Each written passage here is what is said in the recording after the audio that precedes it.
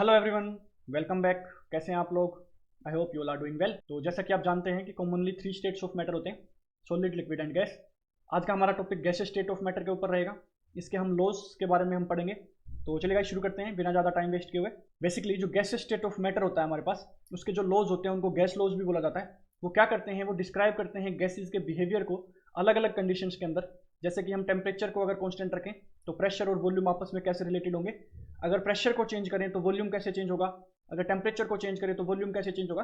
Basically आपस में एक दूसरे से डिपेंडेंस, इनके रिलेशन को एक्सप्लेन करते हैं गैस लॉज। तो बेसिकली 4-5 गैस लॉज होते हैं। फर्स्ट होता है बॉयल्स लॉ, सेकंड होता है चार्ल्स लॉ, देन गay-lussac लॉ, देन एवोगैड्रो लॉ। फिर इनका कम्बिनेशन को करके हम आइडियल गैस इक्वेशन को डिराइव करते हैं, वो हमारा कंबाइंड गैस लॉ होता है। तो इनमें बेसिकली क्या होता है कि आपको सीक्वेंस वाइज इनको अगर आप याद रखोगे स्टोरी के बेसिस पे तो अच्छे से याद रहेंगे आपको। और इंपॉर्टेंट होता है, डायरेक्ट नेम से क्वेश्चन आ जाता है। तो चलिए गाइस वन बाय वन इनको देखते हैं।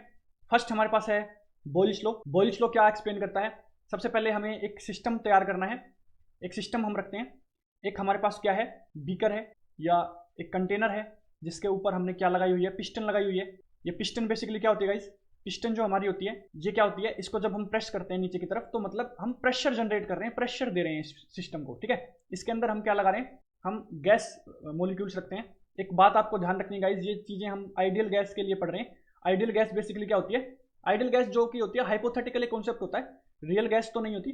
बट इसके लिए ही, इसके ऊपर ही हम ये सारे लॉज के बारे में हमें एक्सप्लेन करना होता है, पढ़ना होता है। तो ये हमारे पास एक गैस है, ठीक है जी, एट कांस्टेंट टेम्परेचर। सबसे पहले हमें यहाँ पे देखना है कि टेम्परेचर को हमें कांस्टेंट रखना है। तो सबसे पहले इसकी ना टर्म्स पढ़ लेते हैं, बेसिक टर्म्स जो हमको इसमें पढ़नी है, बेसिक टर्म्स। फर्स्ट हम देखते हैं टेम्परेचर ऑफ गैस, जिसको हम इंक्रीज भी कर सकते हैं, डिक्रीज भी कर सकते हैं। किसके साथ? बर्नर के साथ हम उसको हीट देके बेसिकली चेंज कर सकते हैं।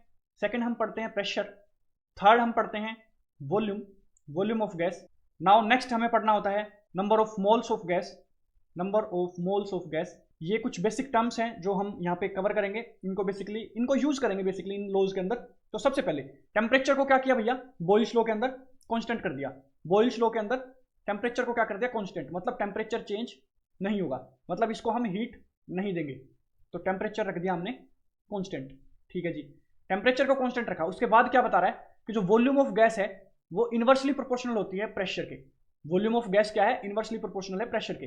जितना ज्यादा हम प्रेशर देंगे उतनी ही वॉल्यूम कम होगी, जितना प्रेशर हम कम करेंगे उतनी ही वॉल्यूम ऑफ गैस इंक्रीज होगी, बढ़ जाएगी। तो ये बेसिकली है। अब ऑब्वियसली यार देखो, इसको प्रेशर दो आप, इसके ऊपर प्रेशर अप्लाई करो, इसको नीचे की तरफ पुश करो। ये जैसे ही नीचे की तरफ पुश होगा ये यहाँ पे आ जाएगा, ठीक है जी। जैसे ही हमने प्रेशर इंक्रीज किया, वॉल्यूम क्या हो गई, ये जितनी भी गैस थी अब ये इस वॉल्यूम के अंदर आ जाएगी, तो वॉल्यूम क्या होगी, कम हो गई। सो हम क्या लिख सकते हैं कि at constant temperature, at constant temperature जो प्रेशर है हमारा वो इनवर्सली प्रोपोर्शनल होता है किसके, वॉल्यूम के। ये हम यहाँ पे लिख सकते हैं, pressure is inversely proportional to volume. अगर हम इसका प्रोपोर्शनलिटी साइन हटाएं तो हमारे पास क्या आ जाता है, कांस्टेंट आ जाता है, क्या आ जाता है। Now pressure and volume inversely proportional है। अगर प्रेशर इंक्रीज होगा तो वॉल्यूम क्या होगी, डिक्रीज होगी। अगर प्रेशर डिक्रीज होगा तो वॉल्यूम क्या होगी, इंक्रीज होगी। अब ऑब्वियसली ये जो हमारे पास पिस्टन है इसको हम ऊपर की तरफ मूव करेंगे, मतलब प्रेशर कम कर रहे हैं, मतलब इसका प्रेशर क्या कर रहे हैं, कम कर रहे हैं। तो ये गैस जो होगी वो क्या हो जाएगी, फैल जाएगी, समझ रहे हो ना। तो इसकी क्या हो जाएगी, वॉल्यूम क्या हो जाएगी, बढ़ जाएगी, इंक्रीज हो जाएगी। तो ये था हमारे पास basically Boyle's law. Boyle's law इससे आप ऐसे याद रख लेते हो, इसको आप ऐसे याद रख सकते हो ट्रिक के साथ, जैसे पी वी, जैसे ऐसे याद रख लो कि वीआईपी जो पर्सन होते हैं वो बॉइल्स मतलब उबला हुआ खाना खाते हैं, बॉइल मतलब उबला हुआ खाना खाते हैं। याद रखने का तरीका यार, जैसे बॉइल लॉ आ जाएगा आप वी और पी को रिलेट कर दोगे, आप वी और पी को रिलेट कर दोगे और ये सारे होते हैं। तो ऑब्वियसली टेम्परेचर फिर क्या हो जाएगा, कांस्टेंट हो जाएगा, नंबर ऑफ मोल्स क्या हो जाएंगे यहाँ पे, कांस्टेंट हो जाएंगे। समझ रहे हो ना मेरी बात को। इसको याद रखने का एक तरीका है, बाकी तो आप अपनी ट्रिक्स भी बना सकते हो। तो ये था हमारा बॉयल्स लॉ। इसको ना ग्राफिकल फॉर्म में अगर हम समझे, इसका अगर ग्राफिकल फॉर्म देखें तो ग्राफिकल फॉर्म देखते हैं भैया। चलो ये एक्स एक्सिस हो गया हमारा, ये वाई एक्सिस हो गया। एक्स एक्सिस के ऊपर हम लिख लेते हैं वॉल्यूम को और वाई एक्सिस पे हम रख लेते हैं प्रेशर को, ठीक है जी। ये हमारे पास प्रेशर इंक्रीज हो रहा है, ये हमारे पास वॉल्यूम इंक्रीज हो रही है। तो जो हमारा इनवर्सली प्रोपोर्शनल का जो ग्राफ होता है वो हमारा बनता है हाइपरबोलिक नेचर का।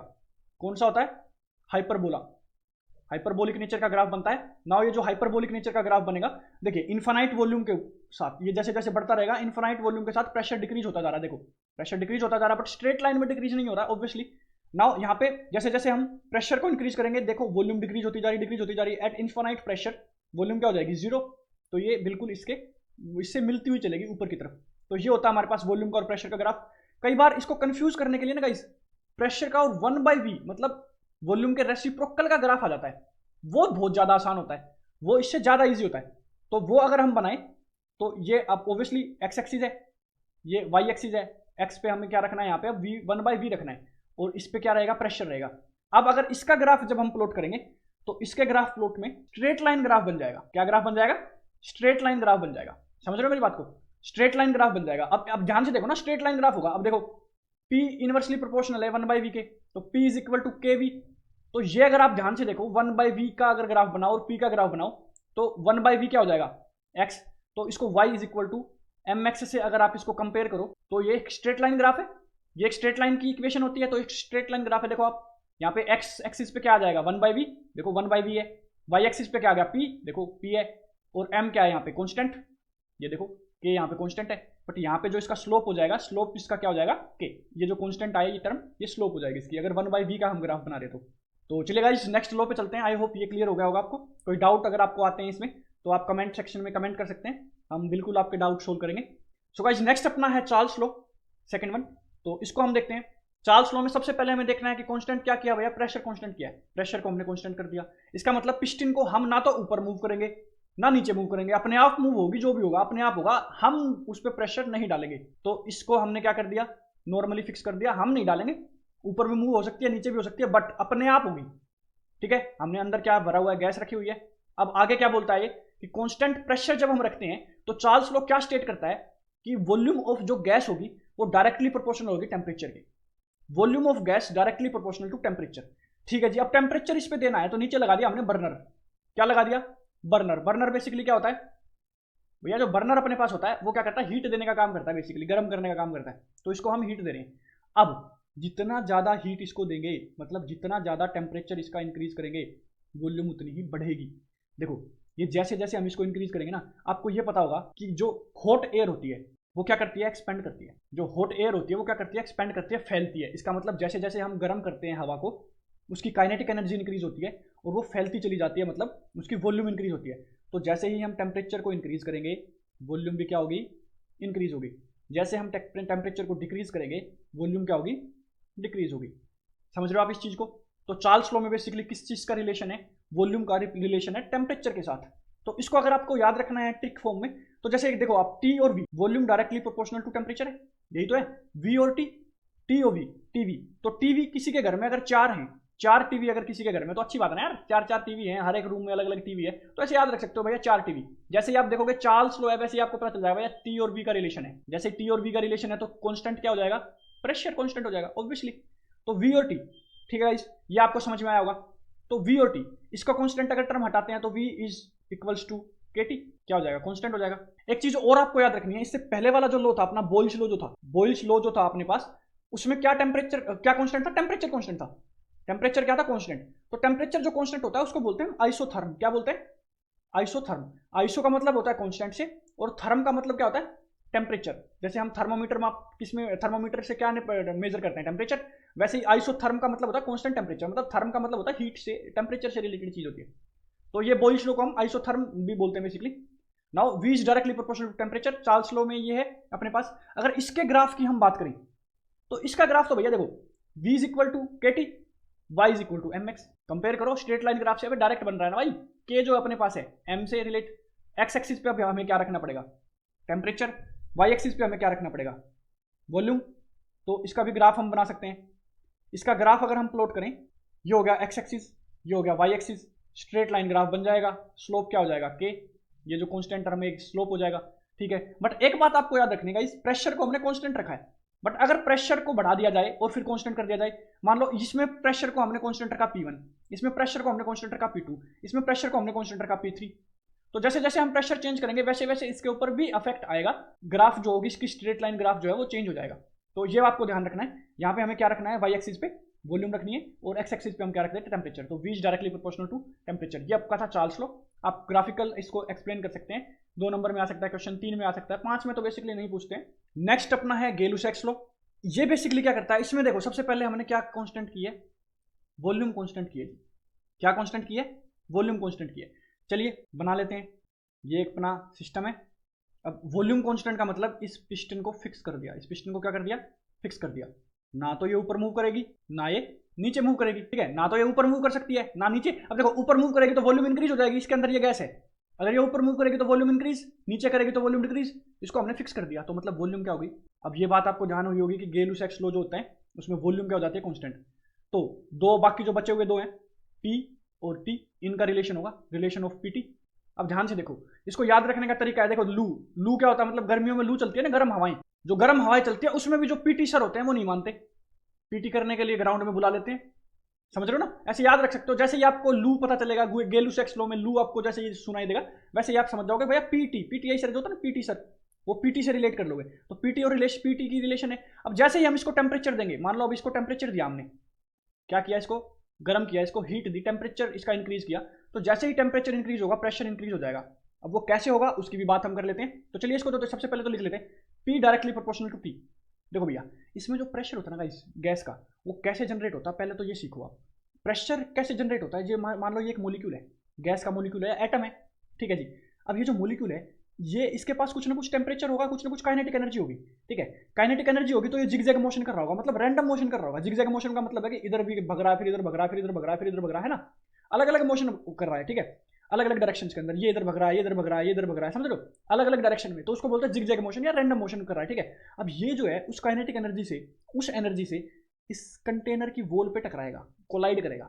कोलाइड करेगा तो इस छोटे से एरिया के ऊपर इसने क्या किया, कोलाइड किया, मतलब फोर्स लगाया, छोटे से एरिया के ऊपर फोर्स लगाया। फोर्स पर यूनिट एरिया क्या होता है भाई, प्रेशर। तो ऐसे गैस का प्रेशर को हम मेजर करते हैं कि कितना फोर्स लगा रहा है वॉल्स ऑफ द कंटेनर पे कोलाइड करके। देखो जैसे ही हम इस पे हीट देंगे वैसे ही इनकी काइनेटिक एनर्जी इंक्रीज होगी। अब यार तुम्हें कोई हीट देने लग जाए, गरम गरम तवे के ऊपर बैठ के देख लो, उछलोगे ना। वैसे ही जैसे इनको हीट देंगे उछलेंगे ये, मतलब बेसिकली मूव करेंगे, तेज तेज मूव करना शुरू कर देंगे, काइनेटिक एनर्जी बढ़ जाएगी। अब ज्यादा एनर्जी के साथ जब टकराएंगे तो ज्यादा फोर्स देंगे ना, ज्यादा फोर्स देंगे तो प्रेशर क्या हो जाएगा, बढ़ जाएगा। ऑब्वियसली प्रेशर क्या हो जाएगा, इंक्रीज हो जाएगा।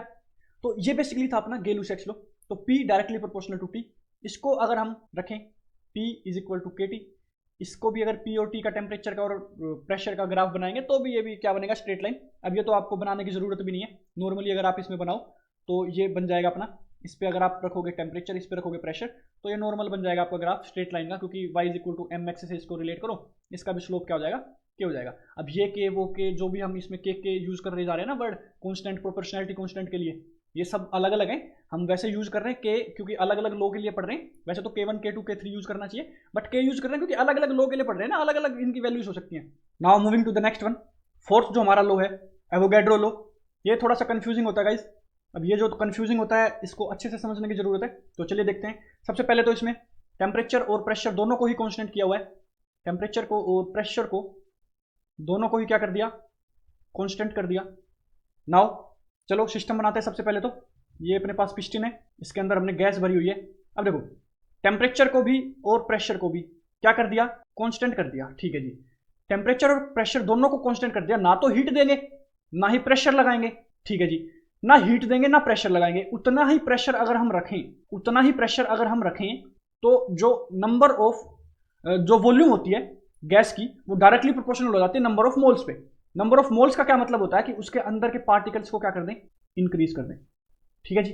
सबसे पहले आपको समझना पड़ेगा भैया मोल क्या होते हैं, ठीक है जी। जैसे भैया आपको पता होगा एक डजन क्या होता है, एक नंबर होता है, इसके अंदर 12 चीजें होती है। जैसे एक डजन केले, एक डजन अमरूद, एक डजन आम, उसके अंदर कितने होते हैं, 12 होते हैं, 12 नंबर होते हैं। ऐसे ही एक मोल जो होता है उसके अंदर 1 एवोगैड्रो नंबर के बराबर होता है, वो एवोगैड्रो नंबर, ठीक है जी। अब ये एवोगैड्रो नंबर क्या होता है, इसके अंदर क्या होता है 6.022 इंटू 10 की पावर 23 नंबर्स ऑफ चीजें होती है। जैसे मान लो मैं ये कह दूं 1 मोल ऑफ ऑक्सीजन, तो इसके अंदर O2 के कितने मोलिक्यूल होंगे, इतने मोलिक्यूल होंगे, इतने नंबर होंगे, ठीक है। ऐसे मैं कह दूं 1 मोल ऑफ आयरन, उसके अंदर आयरन के कितने एटम्स होंगे, ये। अब देखो मैंने ऑक्सीजन के लिए मॉलिक्यूल यूज किया, आयरन के लिए एटम यूज किया, क्यों, क्योंकि ऑक्सीजन डायटोमिक गैस है, O2 के अंदर ही रहेगी तो मॉलिक्यूल हो गया।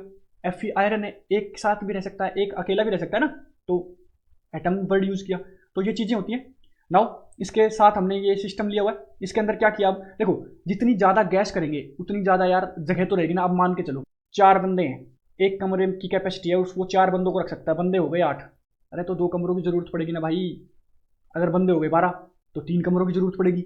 बंदे हो गए 16, 4 कमरों की जरूरत पड़ेगी, क्योंकि एक की कैपेसिटी कितनी है, 4। जैसे जैसे हम नंबर इंक्रीज करते चले जाएंगे, जैसे जैसे हम नंबर इंक्रीज करते चले जाएंगे, वैसे वैसे वॉल्यूम इंक्रीज होती चली जाएगी। देखो, प्रेशर की अगर हम कांस्टेंट ना करें तो यहाँ पे और भी भर सकते हैं। इसके अंदर छठा बंदा भी भर सकते हैं, पांचवा बंदा भी भर सकते हैं, पांचवा छठा सातवां आठवां सब भी इसके अंदर भर सकते हैं। बट उसके बाद इसमें भसड़ हो जाएगी ना, भीड़ हो जाएगी। ऐसे इसके अंदर भीड़ हो जाएगी, जैसे जैसे भीड़ होगी वैसे वैसे प्रेशर इंक्रीज हो जाएगा, क्योंकि भीड़ में वो एक दूसरे से टकराने लग जाएंगे तो फोर्स इंक्रीज होना शुरू हो जाएगा, प्रेशर इंक्रीज होना शुरू हो जाएगा। हमें क्या करना है, प्रेशर कांस्टेंट रखना है। सो ये अपना एवोगाड्रो लॉ है। इसको अगर मैथमेटिकली रिप्रेजेंट करें तो v डायरेक्टली प्रोपोर्शनल टू क्या है, n के। Now v is directly proportional to n, तो v is equal to kn। इसको भी आप रिप्रेजेंट कर सकते हो ग्राफिकली, तो ये तो basically y is equal to mx से ही हो जाएगा प्रीवियस के साथ। नाउ अब हमने जितने भी इसमें पढ़े हैं उनको मैथमेटिकल रिप्रेजेंटेशन अगर हम देखें तो सबसे पहला अपने पास क्या था, एक मोटा मोटा रिवीजन भी हो जाएगा, बॉयल्स लॉ। बॉयल्स लॉ में क्या था भैया, v और p का रिलेशन था। तो pressure is inversely proportional to volume, is inversely proportional to volume. तो ये क्या हो जाएगा, p is equal to K V, K upon V. Now P V equals to constant, इसको इधर जाके मल्टीप्लाई कर दिया तो P V is equal to constant. तो P1V1 इक्वल्स टू P2V2, मतलब सेकंड प्रेशर पे सेकंड वॉल्यूम है, मतलब P2 प्रेशर पे V2 वॉल्यूम है और P1 प्रेशर पे V1 वॉल्यूम है। जब दोनों की मल्टीप्लाई करेंगे, देखो ना P और V कॉन्स्टेंट है, तो ऐसे ही P3V3 ये क्या हो जाएंगे, इक्वल हो जाएंगे। क्या हो जाएंगे, इक्वल हो जाएंगे। तो बॉयल्स लॉ का क्या हो जाएगा, मैथमेटिकल रिप्रेजेंटेशन अपना हमने ये कर दिया। दूसरा क्या था अपने पास, चार्ल्स लॉ। अब चार्ज जैसे ही आया, 4 टीवी था ना, तो V directly proportional to T, तो V is equal to K T. ठीक है जी, तो V by T is equal to K, मतलब कॉन्स्टेंट। ठीक है जी, अब V बाई टी अगर कॉन्स्टेंट है तो V1 upon T1 equals to V2 upon T2 equals to V3 upon T3। मतलब जो चीज़ कॉन्स्टेंट हो जाती है वो चीज़, अगर हम देखो V2 वॉल्यूम कब है, जब T2 टेम्परेचर हम अप्लाई कर रहे हैं, V3 वॉल्यूम कब है, जब T3 टेम्परेचर हम लगा रहे हैं, V1 वॉल्यूम कब है, जब T1 टेम्परेचर हम लगा रहे हैं। ठीक है ना, तो कॉन्स्टेंट क्या है, प्रेशर कॉन्स्टेंट है। ठीक है जी, तो इसका मैथमेटिकल रिप्रेजेंटेशन क्या हो जाएगा, V1 upon T1 equals to V2 upon T2। Done, समझ में आया। नेक्स्ट लॉ की अगर हम बात करें, क्या था, गेलुसैक्स लॉ। लू जैसे ही आया, क्या भैया, PT sir, P directly proportional to T, वही है, P upon T is equal to constant. तो P1 upon T1 equals to P2 upon T2 equals to P3 upon T3। Mathematical representation हो गई भाई। नेक्स्ट अपना एवोगाड्रो लॉ।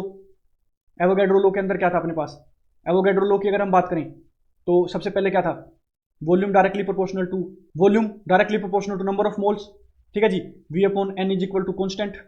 ठीक है जी, उसके बाद हम अगर आगे बात करें तो V1 upon N1 equals to V2 upon N2 equals to V3 upon N3, क्या हो जाएगा, कॉन्स्टेंट। अब ध्यान से सुनो भाई, इसमें ना एक और चीज निकल के आती है, ये जो अपनी V1 अपॉन N1 निकली है ना, या ये कह सकते हैं V अपॉन जो N होती है ना, ये जो अपने पास होती है V अपॉन N, जिसको बोलते हैं मोलर वॉल्यूम। क्या बोलते हैं, मोलर। इसको क्या बोला जाता है, मोलर वॉल्यूम ऑफ गैस। तो ये थे अपने 4 लॉज। नेक्स्ट लॉ की बात करते हैं, जो आइडियल गैस लॉ भी बोलते हैं, उसको कंबाइंड लॉ भी बोलते हैं। तो कंबाइंड लॉ बेसिकली ज्यादा बोला जाता है। कंबाइंड लॉ क्या करता है, पिछले 4 लॉज को मिला के आइडियल गैस इक्वेशन बनाता है, जो कि क्या होती है, PV is equal to NRT। चलो इसकी डेरिवेशन करते हैं, क्या होता है बेसिकली। तो फर्स्ट लॉ में क्या था, volume inversely proportional to pressure. Second law में क्या था, volume directly proportional to temperature. Third law में क्या था, volume directly proportional to number of moles. इन सभी को अगर हम कंबाइन करें तो volume directly proportional to NT upon V नहीं हो जाएगा, हो गया भैया। अब यहाँ पे जो प्रोपोर्शनैलिटी कांस्टेंट हम हटा के एक साथ लगाते हैं तो वहां पे लग जाता है R। R क्या होता है, गैस कांस्टेंट। क्या बोलते हैं इसको, गैस कांस्टेंट बोलते हैं। तो अपने पास क्या यूज कर लिया हमने, यहाँ पे R यूज कर लिया। अब ये जो R है, इसकी वैल्यू अगर हमें निकालनी है तो इन सभी की वैल्यू पुट कर दो, V की, N की, T की, समझ रहे हो। एक सेकंड गाइस, यहाँ पे P आएगा ना, अगर एक साइड V रखना है तो यहाँ पे P आएगा। तो ये क्या था, V is directly proportional to NT upon P। ठीक है, V is equal to RNT upon P। Now R जो हो गया अपना गैस कांस्टेंट हो गया। नाउ अब अगर हम इसकी नेक्स्ट बात करें, R की वैल्यू निकालें, तो एक चीज आपको ध्यान रखनी गाइस, इसमें ना 2 चीजें होती हैं। एक होती है STP, डायरेक्ट भी आपको क्वेश्चन आ सकता है 1 नंबर का एक्सप्लेन करना कि व्हाट इज STP। STP की फुल फॉर्म होती है स्टैंडर्ड टेम्परेचर प्रेशर। और एक होता है NTP। NTP क्या होता है, नॉर्मल टेम्परेचर प्रेशर। ठीक है जी, अब इसके अंदर STP के अंदर क्या होता है, स्टैंडर्ड के अंदर हम 0 डिग्री सेल्सियस रखते हैं। 0 डिग्री सेल्सियस क्या होता है, 273.15 केल्विन, ये तो टेम्परेचर होता है। ठीक है जी, प्रेशर क्या होता है अपने पास, इसमें प्रेशर हम इसमें यूज करते हैं 1 बार। क्या यूज करते हैं, 1 बार। ये अप्रोक्सीमेटली इक्वल होता है 1 एटीएम के, अप्रोक्सीमेटली इक्वल होता है, ज़्यादा फर्क नहीं होता, ठीक है। एक एटीएम को अगर हम बार में कन्वर्ट करें तो वो क्या हो जाएगा 1.013 बार के कुछ करीब होता है, तो इसलिए ज़्यादा फर्क नहीं पड़ता। तो ये एनटीपी के अंदर क्या होता है, नॉर्मल के अंदर क्या होता है, इसमें रखते हैं हम रूम टेम्परेचर को, किसको रखते हैं, रूम टेम्परेचर। तो रूम टेम्परेचर पे 1 एटीएम तो प्रेशर होगा, और टेम्परेचर क्या हो जाएगा अपना 23 डिग्री सेल्सियस के आसपास, तो क्या हो जाएगा 293.15 केल्विन। तो ये अपने पास क्या हो जाएगा 28 के करीब होता है, ठीक है ना। तो 23 से 28 के करीब होता है। बेसिकली क्या होता है ना यार, देखो रूम टेम्परेचर ना फिक्स नहीं होता। अगर हम बात करें अमेरिका की तो वहाँ का रूम टेम्परेचर अलग होगा ऑब्वियसली। हम बात करें इंडिया में नॉर्थ साइड की, साउथ साइड की, तो रूम टेम्परेचर ना हर एक जगह अलग अलग होता है, और एक टाइम पे भी अलग अलग होता है। जैसे अगर सीजन की बात करें, जून में अलग होगा रूम टेम्परेचर, दिसंबर में अलग होगा, समझ रहे हो ना। तो इसलिए यहाँ पे हम 293.15 ले लेते हैं नॉर्मल के अंदर रूम टेम्परेचर में। नाउ इसकी जब हम वैल्यू पुट करते हैं, तो चलिए इसकी वैल्यू पुट करते हैं और आर की वैल्यू फाइंड आउट करते हैं। तो आर अपने पास क्या है, सबसे पहले तो अपने को ये पता है भैया, आर इज इक्वल टू, सबसे पहले हमने किया था V is equal to R N T upon P, ठीक है जी। तो आर को एक साइड रख के बाकी सबको उधर ले लो, तो क्या हो जाएगा P V upon N T equals to R. R की वैल्यू है, तो पी क्या अपने पास प्रेशर, प्रेशर को पुट करो 1 बार। अब यहाँ पे हमने क्या किया, इसकी वैल्यू निकालने के लिए एसटीपी रखा है, स्टैंडर्ड टेम्परेचर प्रेशर रखा हुआ है, एसटीपी रखा हुआ है, ठीक है जी, रखते हैं 1 बार। नाउ वॉल्यूम जो होती है एसटीपी के अंदर, हाँ एसटीपी के अंदर वॉल्यूम हमने नहीं जिक्र किया, वॉल्यूम क्या होती है इसकी 22.71 लीटर्स। क्या होती है इसकी वॉल्यूम 22.71 लीटर्स। इसका बेसिकली मतलब होता है कि जब एसटीपी के अंदर हम गैस की वॉल्यूम मेजर करते हैं तो वो ये आती है निकल के, मतलब 22.7 लीटर के करीब कुछ वॉल्यूम होती है उसकी, ठीक है। तो ये करते हैं अपन चलो, और नंबर ऑफ मोल को क्या रखेंगे 1, एक ही रख लेते हैं, 1 नंबर ऑफ मोल रख लेते हैं, तो ये हो जाएगा अपना 22.7.1 लीटर, ठीक है जी, 22.71 लीटर, 22.71 लीटर है ना। और नीचे अपना आ जाएगा 1 मोल, ठीक है जी, और मल्टीप्लाई करना टेम्परेचर से, तो टेम्परेचर क्या हो जाएगा 273.15। एक बात याद रखनी गाइस, आपको केल्विन में हमेशा टेम्परेचर रखना है। तो ये अपने पास हो जाएगा। इसको जब हम सोल्व करेंगे, तो जब इसको सोल्व करते हैं तो इसकी वैल्यू अपने पास निकल के आ जाती है 0.08314 लीटर बार पर केल्विन पर मोल। तो ये हो गई। अब देखो गाइस, इसकी ना ये ऐसा यूनिट नहीं है, बार जो होती है वो ऐसा यूनिट नहीं होती, इसको ना एनर्जेटिक यूनिट में हम लिखते हैं, एनर्जी की यूनिट में लिखते हैं। एनर्जी की यूनिट होती है जूल, तो आपको याद रखना है डायरेक्ट 8.314 जूल पर केल्विन पर मोल। अब ये पर का मतलब इसके नीचे भी लिख सकते हो ना, ये पर केल्विन पर मोल ही है, ये भी पर केल्विन पर मोल ही है, -1 पावर का मतलब ऑब्वियसली डिनोमिनेटर में आएगा। तो ये होती है किसकी वैल्यू, आर की, गैस कांस्टेंट की वैल्यू। तो ये आपको याद रखना है, इंपॉर्टेंट होती है। इसकी कई बार एक नंबर में एसआई यूनिट भी पूछ लेते हैं, तो ये इसकी एसआई यूनिट होती है, ये नॉर्मल यूनिट होती है, ठीक है, समझ में आया। तो ये था आपका कंबाइंड गैस लो, इसको हमने डिराइव किया, P V is equal to NRT. अब ध्यान से देखो ना यार, ये है वी इज इक्वल टू, ये अपने पास आया, इसमें पी इधर ले जाओ, पी वी मल्टीप्लाई हो गया ना, इज इक्वल टू एनआरटी। तो यही होगी अपनी आइडियल गैस इक्वेशन। क्या होगी, आइडियल गैस इक्वेशन। तो डिराइव भी कर चुके हैं हम इसको ऑब्वियसली। तो ये थी आज की वीडियो, हमने सारे लॉज के बारे में पढ़ा। नेक्स्ट वीडियो एक इंपॉर्टेंट लॉ होता है, Dalton's law of partial pressure. उसके अंदर क्या होता है कि एक से ज़्यादा गैस अगर किसी रूम के अंदर या किसी कंटेनर के अंदर हम भरते हैं तो उस पर क्या फर्क पड़ता है, तो उसकी हम बात करेंगे नेक्स्ट वीडियोज़ में। आज की वीडियो में इतना ही। आई होप वीडियो पसंद आई होगी। अगर अच्छी लगी तो please like share and subscribe to our channel. Thank you guys, take care, bye bye, see you.